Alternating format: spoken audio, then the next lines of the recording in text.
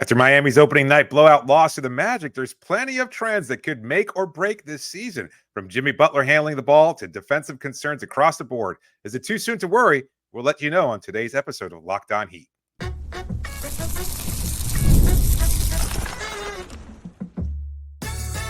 You are Locked On Heat, your daily Miami Heat podcast, part of the Locked On Podcast Network, your team every day.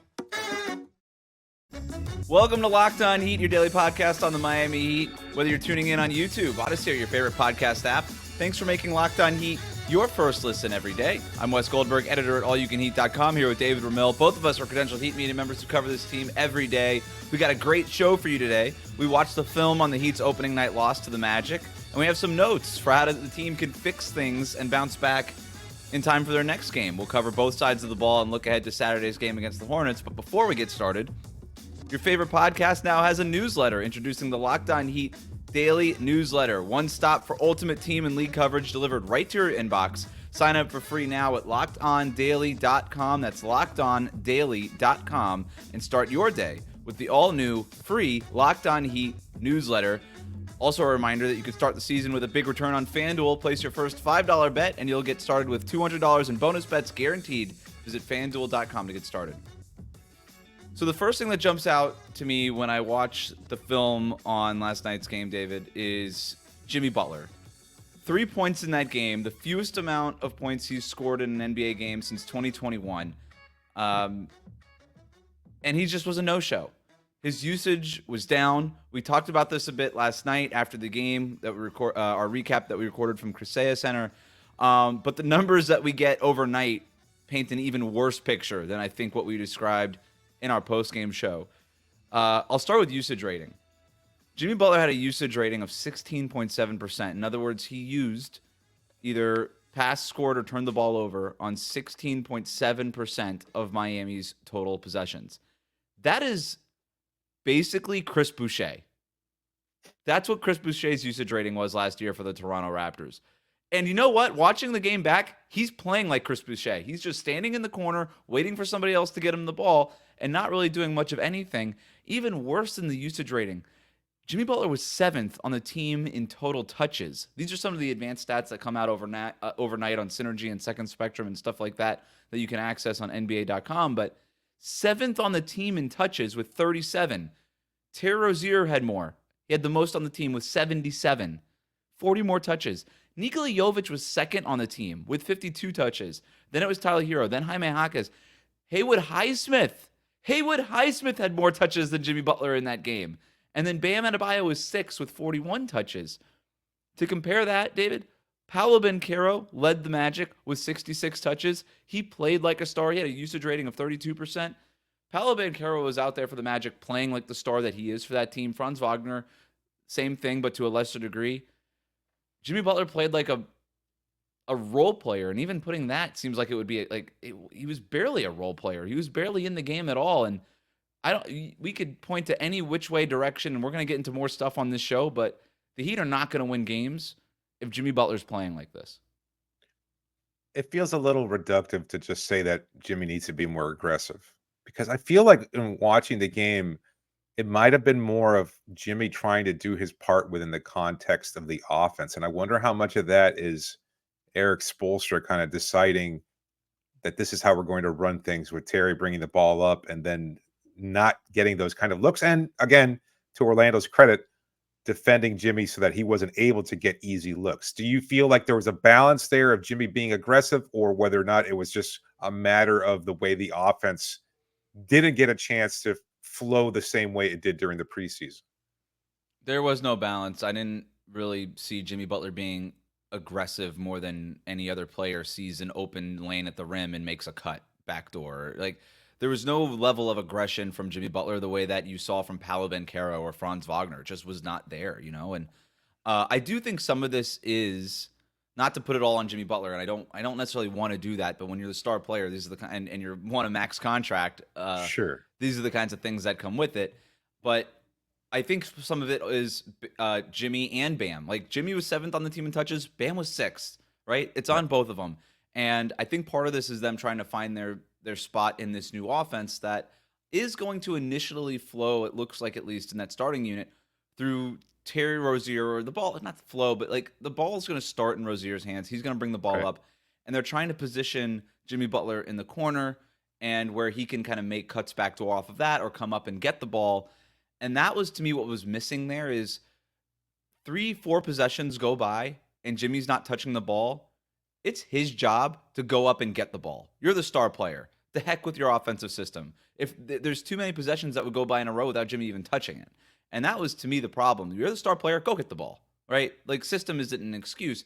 Bam said this after the game, and here's the quote. You lose track of the game when you're trying to do the right thing all the time. I feel like that's where me and Jimmy got to come together and figure out how we can be aggressive in the new offense.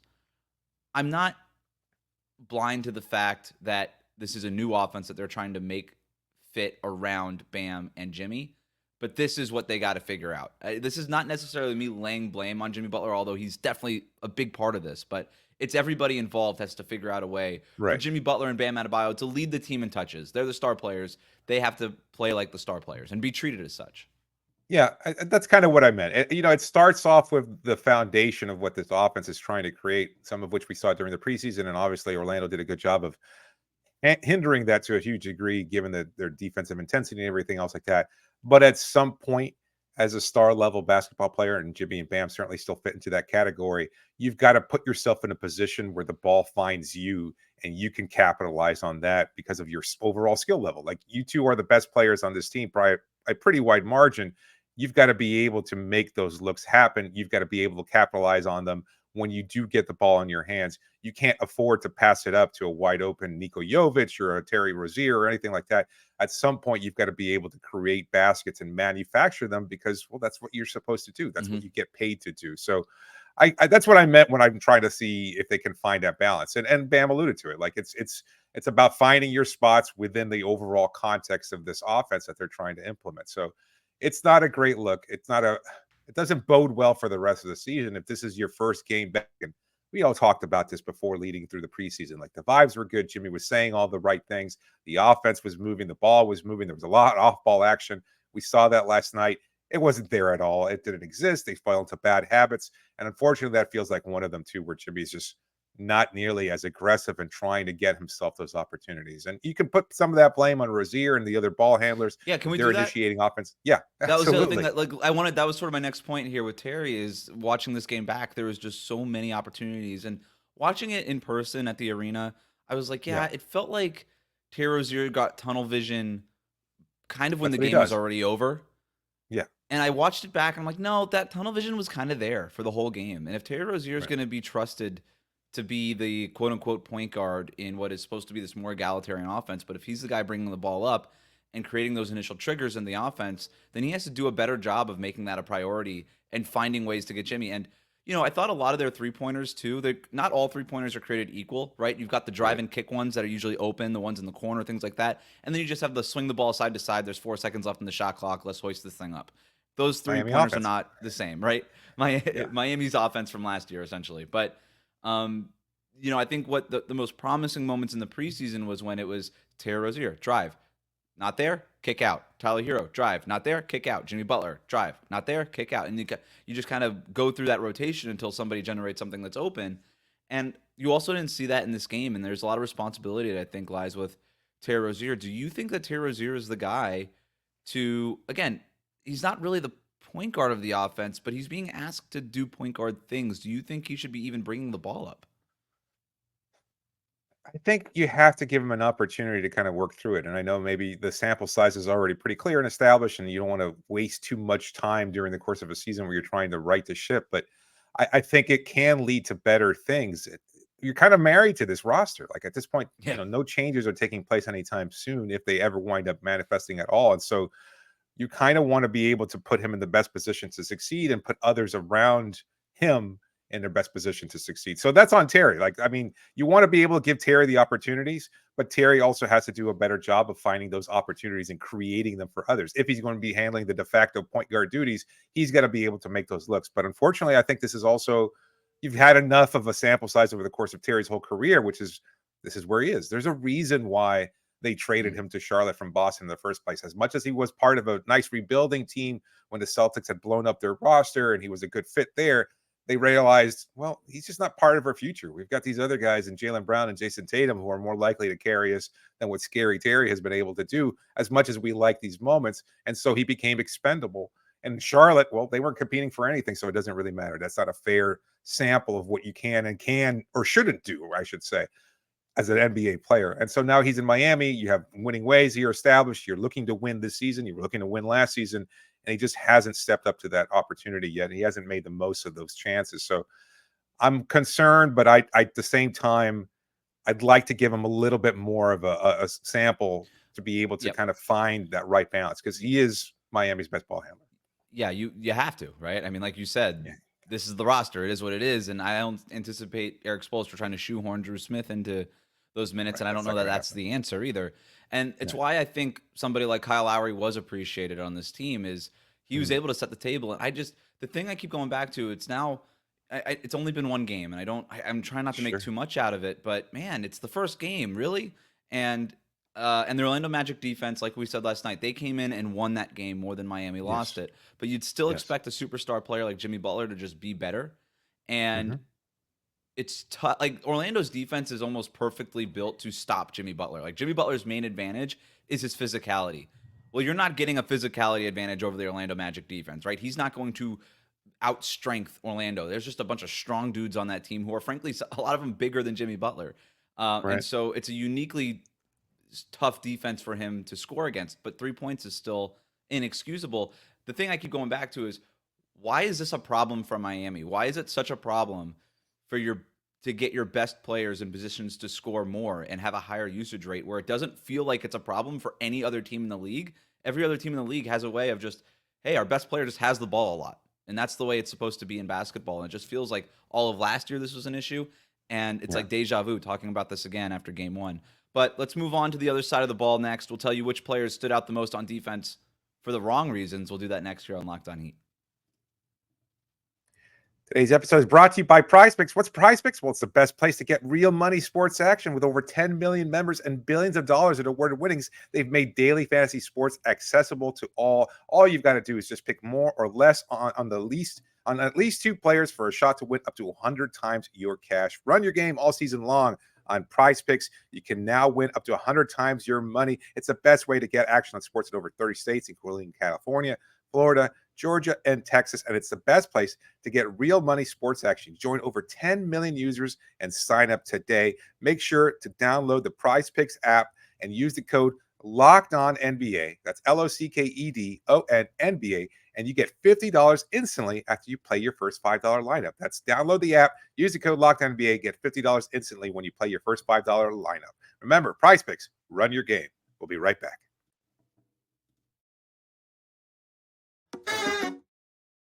Thanks again for making Locked On Heat your first listen of the day. Best way to support the show, like and subscribe on YouTube. Follow us on your favorite podcast app. Let's go now to the defensive side of the ball. We're doing our film breakdown, deep dive after rewatching the game here. Three players stood out to me in particular in surprising ways. The first one to me. Guess who? Oh, go ahead. Yeah, great. Yeah, I was going to say Terry Rozier. Mm-hmm. Duncan Robinson. Mm-mm. No, not Duncan. Okay. All right, then I don't have a clue. Who is it?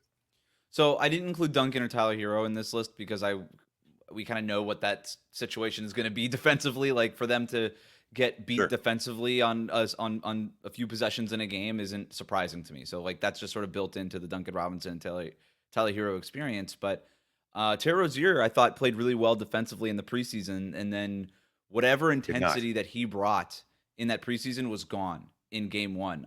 What I loved about Terry Rozier in the preseason was his ability to fight over these screens, get his arms into passing lanes, be a deterrent, be a pest. And he simply wasn't against the Magic. He was dying on screens. First play of the third quarter, which was obviously the 38-19 run that Orlando made in the third quarter to basically seal the game. First play of that third quarter, he's going over a screen, lets Jalen Suggs get by him for an easy layup. First play of the third quarter, just wide open layup. And it was a decent screen, but Terry Rozier just did a bad job of chasing Jalen Suggs over. And it just felt like he was a step late on a lot of those things, and maybe just not as strong as he was in the preseason. Now, the preseason opponents, Atlanta, Charlotte, San Antonio, Memphis. Well, he didn't play against Memphis, but not exactly. Again, the Orlando Magic are big, strong. That's a big, strong team. It's hard to get over those screens, but I just thought he'd be a little bit better, and it was just time after time dying on screens. And I think this defense needs a point of attack defender. Eric Spoelstra talked about it. I remember asking Spo about it after one of the preseason games, and he kept talking about how Terry Rozier has a big responsibility as a point of attack defender, and he didn't rise Right. up to that challenge in this game. And there's nobody on the roster that can do it, though. I mean, Haywood Highsmith Right. is the best player for that. And I think at this point, we're still pretty confident saying that Niko Jovic is going to remain the starter. Like, he did struggle, obviously, but I still think that overall he's still a better fit than Haywood in that starting lineup. You can't just have Haywood be the hub on defense on starting lineup. It's not going to work. You're giving up too much size. He doesn't produce enough offensively. There's just very little benefit. Like, he is a defensive stopper, kind of, but also in break glass in case of emergency use mostly. So I don't know that he's a realistic option. So it kind of just falls on Terry to play better. And we talked about this. There were a lot of those, like the screens and his inability, I should say, to navigate those was a little bit of a concern. I'm yesterday was kind of a wake-up call for so many of us, I think. You and me both, and certainly a lot of our listeners and fans. The preseason, I thought there was real tendencies there. I thought there were realistic trends that they could continue to build off.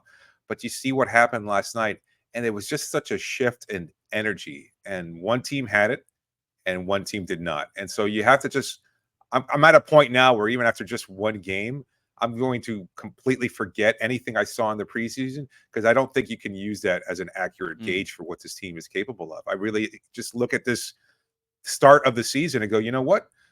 That was fine, but it was also pretty much a fancy scrimmage out there against another team wearing different jerseys. It didn't really count for anything. I think it's something in between, right? It's, first of all, the Orlando Magic as a team are just so much better than all the teams that the Heat faced in the preseason. I don't think it's very close. And then also preseason, sloppy, all that stuff versus regular season. I think that's real. And the Orlando Magic came in ready to play that game, and it did not feel like the Heat were. And I think, and I heard this after the fact, the Orlando Magic were a little pissed about the Heat doing the whole Pat Riley ceremony at halftime. The Heat, this is now, I think, this is not the first time the Heat have done some sort of ceremony against the Orlando Magic, some sort of halftime ceremony against the Magic. And the Magic kind of looked at it as like, what, do you think like we're your homecoming opponent, where, a college football team will just, schedule some bad team that we know that we could beat up against? Like, we're not the little brother in here. We won the Southeast Division last season. We were the playoff team, not you who had to go through the play-in. And the Magic felt that in a real way, and I think they actually talked about that before the game and said, we're going to go punk these guys and show them who we are. And they came out and acted Jamal like Mosley, it. then. Yeah. Jamal Mosley's a great coach. So I have two more players. The other one is Nikola Jovic. I thought he was good offensively, like we talked about in the post-game show yesterday. Watching it back defensively, man, there was a lot of moments where he got punked. There was a play where Wendell Carter Jr. just shoved him away from the basket, and that was it. He was dying on screens too. It wasn't so much that he looked lost, although there were times where he and everybody on the Heat were just a step slow behind the play, but it was more just the physicality of it, and that's just what stood out to me more. And I think there would be ways for the Miami to counteract the maybe the strength disadvantage that they have against the Orlando Magic with just more intensity, more purposefulness, more directness in what they want to do defensively. And Jovic just kind of felt like one of those like noodles waving in front of the car shops. Like, he was just kind of like in the wind out there. Yeah. And so that was really it. And then the other guy was Jimmy Butler. Again, just not engaged, slow on basically every possession. He gives up a backdoor cut to Franz Wagner, which the highlight pass that was making the rounds on Orlando Magic Twitter, at least after the game, was Paolo's behind the back pass to Franz Wagner, who was cutting backdoor. Jimmy Butler barely moved on that play. He literally started closing out in the corner because he thought Franz was still there. Meanwhile, Franz was behind him 2 feet away from the basket. And it was just, I don't know what's going on with that. He lets, on another play, he let Suggs get open for a three-pointer and didn't even move to close out. he was switching when he wasn't supposed to. The Heat don't switch as much as they used to anymore. They've gotten accustomed to playing drop defense this year and last year, which doesn't really call for the switching. So like he was just switching random plays when he wasn't supposed to, and a lot of times like there's like strategic switching, and then there's switching because you're lazy, right? Which is sort of like the LeBron special, I call it now, over the last couple of years. And there was a lot of LeBron specials coming from Jimmy Butler in this one. I was thinking about it even as we're talking about it, and the Jovic Butler, they were kind of out of position defensively all night, and the matchups they had to each face individually, like Jovic was on Wendell Carter, Bam took on the Banchero matchup, and he did okay in some of his possessions, others not so much when they got those kind of cross switches or they were able to take advantage of a switch. And Jovic just seems outclassed like completely on Wendell Carter. So my thought was put him on Wagner, but what are you going to do with Jimmy out there? You can't put him on Wendell Carter Jr. He's just not. He's not physical enough. He's going to get beat. Just a size disparity there. So I mean, Wagner ended up with what, 5-6 points, or not Wagner. Wendell Carter ended up with like 5 or 6 points. Like if he's going to just push Jovic out of the way a couple times, I'm willing to live with that. Like if you're giving the ball to Carter more, good. That means less. The ball's in Paolo's and Franz's hands less. Like I'm okay with that.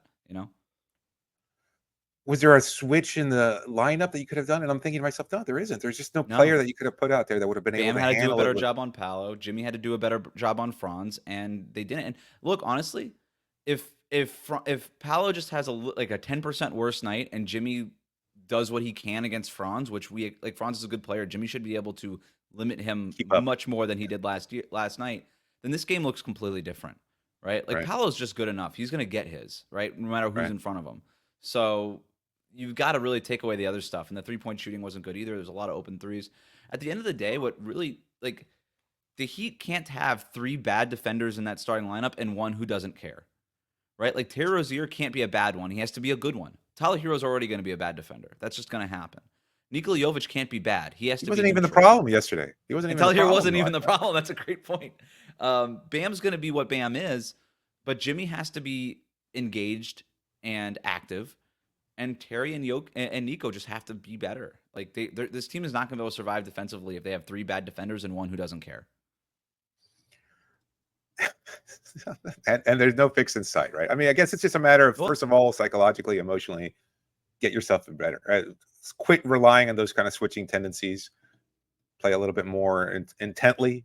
Maybe show a little bit more on the perimeter, force some bad passes. We saw that in the preseason. Again, you don't want to use that as a barometer, but I mean, at least maybe if you put enough pressure on ball handlers, you'll be able to at least force some turnovers and maybe ignite their transition defense. One way to counteract the lack of strength is don't let them get into a position where they're able to bully you, right? Just take the ball away, right? Jump those passing lanes. And Miami just wasn't. And you're right. They're not going to force 15 turnovers per game like they did in the preseason. Like the leader in turnovers last year per game was 9. And that's a high number, but Miami had 5 or 6 last night, and that's just not enough. We made the point in our recap, but I came away more impressed with Orlando than anything else. Like I didn't think that they would be this good, but they've been able to incorporate KCP and kind of just rely. I don't know that their offense is going to be as consistently good. That part's on Miami, as we're talking about right now, their defensive issues. But as far as what their defense is and what they can do with that size across the board, and Jalen Suggs, as you've been a long time fan of what he brings defensively, like that is just a really brutal team for any group looking to get their offense going, especially one as, unfortunately, as mediocre as Miami's been. Well, fortunately, the next opponent doesn't pose the same sort of challenge. How can the Heat fix these issues that we just talked about in time for the next game? We're going to talk about that next here on Locked On Heat. Today's episode is brought to you by FanDuel. Hey, NFL fans, you can start the season with a big return over in FanDuel, America's #1 sportsbook. Sometimes you're right in the middle of the game, and you know what? You get a hunch. You want to check out the latest stats, or I guess maybe you want to view live play-by-play in another game. Well, you can do that and so much more on the same page where you place your bets. How are you feeling about the Dolphins this week? The return of Tua, exciting? Yes? It is exciting. Tua's back. Everything's fixed. Nothing to worry about. There you go. That's the attitude. It's a complete and total lie, but we get it. It's all right. You know what? You can figure it out. If you want to maybe place a friendly wager over on the Dolphins, FanDuel is the place to do it. You can get started right now with $200 in bonus bets guaranteed when you place your first $5 bet. That's just $5. You get $200 in bonus bets guaranteed, but only when you go visit FanDuel.com today and get started on all the action. That's FanDuel.com. We'll be right back. Thanks again for making Locked On Heat your first listen every day. Best way to support the show is to like and subscribe to us on YouTube. Follow us on your favorite podcast app. Next game, Saturday night, Charlotte Hornets. Not the same type of opponent as the Orlando Magic. Yeah, I mean, this is the Hornets are a finesse team. Let's put it that way, as opposed to the Magic that are a bully team. Charlotte in their opening night turned the ball over 16 times. They gave up 103 shot attempts to the Rockets between turnovers and getting beaten on the boards. That figures to be a get-right game for the Miami Heat. At least that has the opportunity for the Miami Heat to get right. Well, the best thing that's going for Miami is that the Hornets are playing on the second night of a back-to-back, and while it's early, so you probably don't think fatigue is going to be that much of a factor. My main concern is, as we were just talking about in the defensive side of the ball, you're going to give up a ton of those Brandon Miller and LaMelo Ball threes if they're playing on the second night of a back-to-back, and I imagine that. And if Brandon Miller is available, he got hurt after basically playing 10 minutes in that game. But LaMelo is LaMelo went off. 34 points on 10 of 20 shooting, made 4 3-pointers, took 12 of them, 8 rebounds, 11 assists. LaMelo looks great. LaMelo looks like he's ready for another all-star campaign. He looked great, by the way, in the preseason game against Miami. It was just the rest of Charlotte that didn't look so great. And so, if LaMelo is going to go out and get 34 points, by the way, Trey Mann off the bench for Charlotte in that first game, 24 points. Does that scream random scrub Heat killer or not? I'm not sure he's a random scrub Heat killer, but he certainly fits the Heat killer part. He killed him in the preseason, and he looked like he was just a steady diet of nice jumpers that they couldn't stop him. And so between the two of them, that doesn't bode well again for Miami. So I don't know. It's too important for Miami to establish something on Saturday night. And again, I know only the second game of the season, but you don't want to be the early season team that has everybody kind of rubbing their hands together and licking their chops and looking forward to putting up historically good numbers offensively against you because you've been that bad. And while there's always the opportunity for Miami to perhaps flip a switch if they're healthy in the playoffs, because we've seen that in the past, you don't want to rely on that. We've said that too many times. This team cannot afford to be another playing team for a third consecutive year. They're just not good enough for that.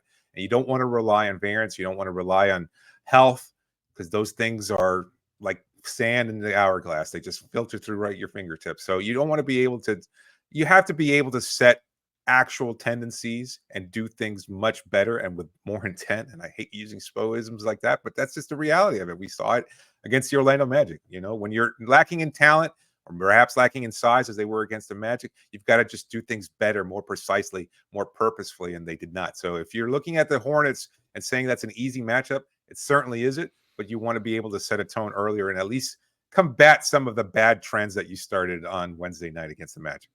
This is a team that struggled out of the gate last regular season, and they're a game 2-3 games at whatever point during the season out of the playoff mix, right? And they end up in the play-in tournament, and this is a team that just felt like they were chasing being 500 for 3/4 of last season, right? And so you don't want to end up there. And there was a lot of talk, by the way, internally of, hey, we need to start the season off right. There's a reason why they set the tempo and in the preseason, why they were trying to set a tone for the regular season. Now, I don't want to overreact. The Orlando Magic are a very good team. I think a lot of people would say the Orlando Magic are a better team than the Miami Heat. So the fact that the Heat lost to the Magic isn't surprising, right? And so it's the way they lost, though. It's the way that they lost and we're down by 32 points. That's the troubling part, and specifically with the way their stars just didn't show up. But then again, it's like, would it be worse if the Stars did show up and they lost by 32 points? It might be, because then you'd be like, well, then there's no hope, because the Stars played great and we still got our butts kicked. So it feels like the path for Miami is, okay, if Jimmy and Bam just play better, then everything else falls into place. But again, it's the same story that we were talking about last year. Yeah, that feels like fool's gold, false hope, whatever you want to call it, and not something that you can rely on. I mean, there were enough problems across the board. I mean, you can't rely on Jimmy and Bam being better? Because if you can't rely on that, then just end the season. Better than last night? Just end it. I mean, yes, obviously. I just don't know that you're going to get monster games from them so consistently that that's going to be your bread and butter. It has to be, at least you can start there, and everybody else has to find a way to. Is 20 points a monster game for Jimmy? Still not at this point. I mean, I'd have to see what he's going to look like for the rest of the season. I hope that's not where we're at. I just it's one game. He looks Mhm. so good and buoyant in his preseason, like dunking the ball. We talked about this. I remember making a point specifically in one of the recaps that he dunked twice in one game, and that's something we just haven't seen from him very regularly. And none of that was on display on Wednesday night against the Magic. You just don't want to say now that the regular season switch has been flipped, and maybe it's just an incremental spark of 30% more intensity and energy from what we saw from the Orlando Yeah. Magic. But if he can't match that, this could just be the beginning of the end for him. And Yeah. I hope that's not the case. I really hope that's not the case, because I thought we saw a different version of Jimmy that was better in the preseason, but perhaps it just falls under the umbrella of I preseason. Who I cares? I also wonder how much of it was the game got out of hand so early that Jimmy was just like, forget it. I'm like, why waste Well, my he didn't energy play much down too. 30 points? And he Yeah, only could he played have for been a 25 closer? minutes. If they had Yeah, cut the lead to maybe right. 15, would we have seen fourth quarter Jimmy kind of take I over? I Maybe. do think that's part of what was going on, but I need him dialed in defensively at the very least, because that's the thing that makes Jimmy Butler special. I say this all the time. Jimmy Butler's not a special scorer, not until the playoffs come around. He's not. What makes him special is all the other things, and he needs to do all those other things even when the scoring isn't necessarily there for the Heat to have a chance in any of these games. And so, look, I'm not going to overreact to that first game. I'm going to wait and see what happens against Charlotte. I think there's absolutely a chance to get right. The Heat can end up 500, and then maybe they go on a little bit of a run after that. So, the I'm not ringing any alarms just yet. I'm just like, okay, the stuff that popped out in film, that stuff that we know Eric Spoelstra is going to be like, no, not time for this, right? This ain't Right. January and February. This is not the dog days. We just got started here. We got to be dialed in every single possession. And I think more than anything, that's what this is going to come down to, and what the Heat need to try to get right and fix. For now, that'll do it for us today. Oh, go. Did you have another thing? No, I was gonna say I'd love to be in on that film session. I want to hear what Spo has to say to these guys after that one game, because he's gonna be really pissed off, and I know he's Oh gonna yeah. take some of that responsibility himself. But I wonder what the players react, and they usually.